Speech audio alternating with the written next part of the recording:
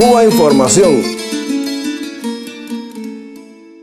No me digan más mentiroso, no me digan más, no me digan más. El gobierno cubano anunciaba hace unos días que parte de su personal médico deberá a partir de ahora solicitar permiso en su centro de trabajo si desea viajar fuera del país. La medida afecta solo al personal especialista, que deberá adaptar sus salidas a la cobertura de las necesidades de salud de la población que atiende. La causa, los problemas organizativos en el sistema público de salud debido a la emigración de profesionales. La medida estaba prevista ya en un decreto de 2012, que no se venía aplicando. La decisión plantea un dilema entre el derecho a la salud de la población y el derecho individual a la movilidad de estos médicos. ¿Cuál debe prevalecer? Es un debate de carácter ideológico sobre el que los grandes medios esconden información esencial. Repasemos. La decisión de La Habana fue tomada tras la reunión del pasado 30 de noviembre entre los gobiernos de Cuba y Estados Unidos. Cuba exigió allí la derogación de las leyes y programas de la Casa Blanca que convierten la emigración cubana en un arma de guerra.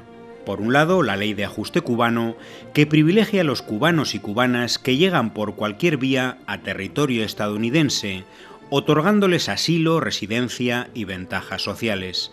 Y por otro, el programa Cuban Medical Professional Parole, que aplica semejantes ventajas en exclusiva al personal sanitario de Cuba.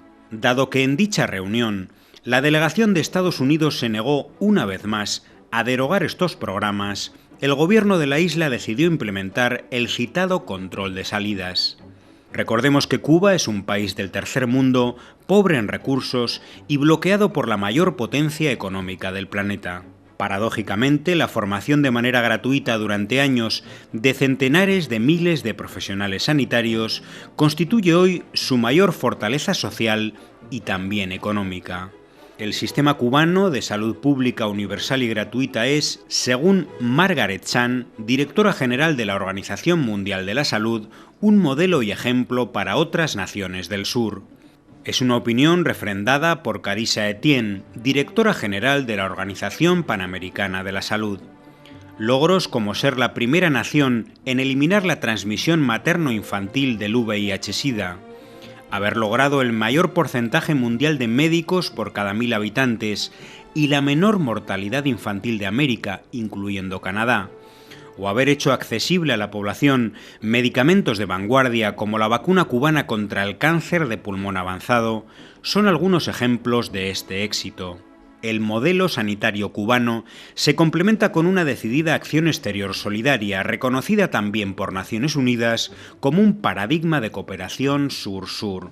Algunos ejemplos: más de 50.000 médicos cooperantes en 67 naciones, más de 4 millones de personas sin recursos de Latinoamérica o África operadas gratuitamente de la visión en la llamada Operación Milagro, 24.500 médicos generales integrales de 83 naciones graduados en la Escuela Latinoamericana de Medicina, o miles de vidas salvadas por la Brigada Henry Reeve, especializada en desastres y graves epidemias, en intervenciones memorables como la que hizo frente al ébola en África Occidental o al cólera en Haití. Recordemos que este contingente Henry Reeve nació en 2005 como una propuesta de ayuda médica a Estados Unidos tras el huracán Katrina. El ofrecimiento de Cuba fue rechazado entonces por el presidente George Bush, que al año siguiente aprobó el programa Cuban Medical Professional Parole, destinado a destruir precisamente las iniciativas de solidaridad médica de Cuba. A partir de ese año, cualquier cooperante médico cubano puede acogerse al asilo político automático en Estados Unidos. El programa, que la administración Obama sigue aplicando, golpea a Cuba de varias formas. Una, afectando al sistema de salud de la isla, al que sustrae personal altamente capacitado y formado gratuitamente durante años. 2.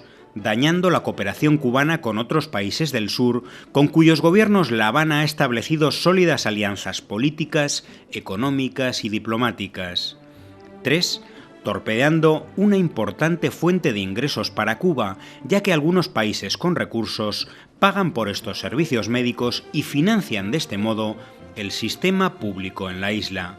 Y por último, ensuciando la imagen del gobierno cubano gracias a la complicidad de los medios internacionales, que mientras silencian su ejemplo solidario, magnifican los abandonos de sus cooperantes.